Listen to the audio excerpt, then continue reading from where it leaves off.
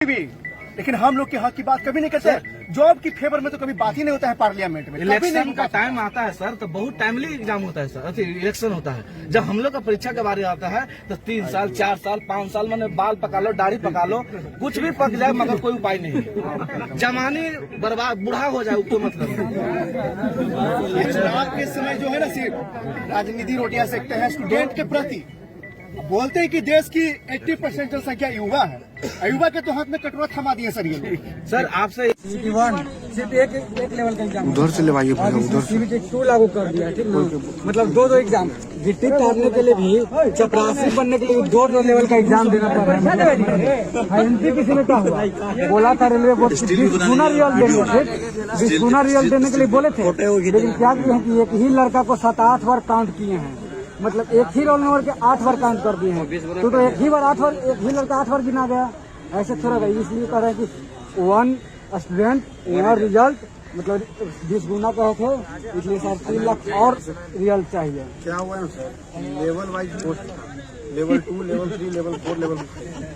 Level 2 का cut off गया 90 number, level 3 का गया 80 नंबर, लेवल 4 का गया 70 नंबर।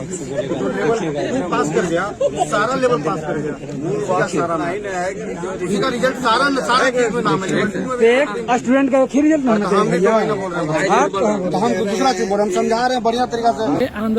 आंदोलनकारी छात्र जो विगत कई दिनों से जो आंदोलन कर रहे हैं, इनका आरोप है सीधा सरकार के ऊपर कि सरकार जो है NTPC रेलवे में परीक्षा में जो धांधली किया गया है, इस धांधली के खिलाफ में जो छात्र जो आंदोलन कर रहे हैं, आज आप उनसे मिलने आए तो क्या कुछ आप उनको?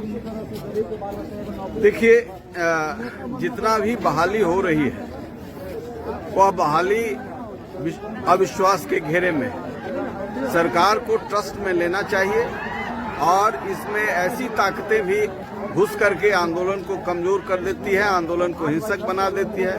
हमने बच्चों से कहा कि ये प्रॉपर्टी हमारे टैक्स के पैसे से बनता है, कोई ऐसा काम ना करें जिससे क्षति हो। ये राष्ट्रीय संपत्ति हमारी संपत्ति है, लेकिन जहां तक इनके डिमांड का सवाल है वो डिमांड सही है। आप ट्रांसपेरेंट बनाइए। एक बार एडवर्टीजमेंट निकालते हैं, 3 साल तक घसीटते रहते हैं और फिर एक नया फॉर्मूला दे देते हैं कि इस बीच में।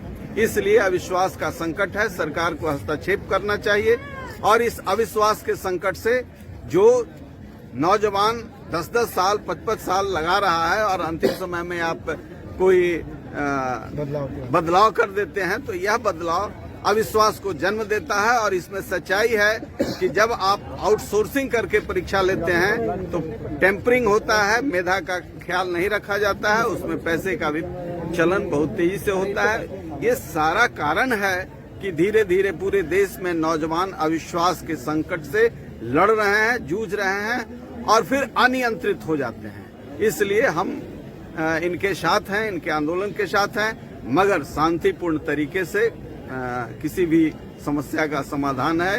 इनके आंदोलन का असर भी सरकार पर हुआ है, लेकिन स्पष्ट उनकी राय अभी नहीं आई है। इसलिए हम कहेंगे कि आंदोलन शांतिपूर्ण ही रखें और डिमांड इनका बहुत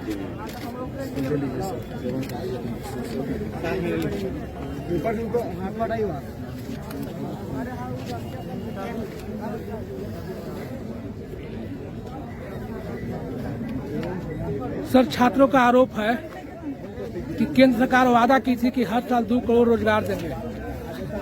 क्या हुआ रोजगार का? वो तो सरकार से पूछना विषय है। हम कहते हैं कि जितना रोजगार दें उसमें ट्रांसपेरेंसी हो, उसमें स्पष्ट हो, अविश्वास का जो संकट है वो दूर हो और जितना भी निकालें, अब 2 करोड़ दें या ना दें वो उनके रिक्वायरमेंट पर, लेकिन जो दें उसमें छात्रों का शोषण बंद हो।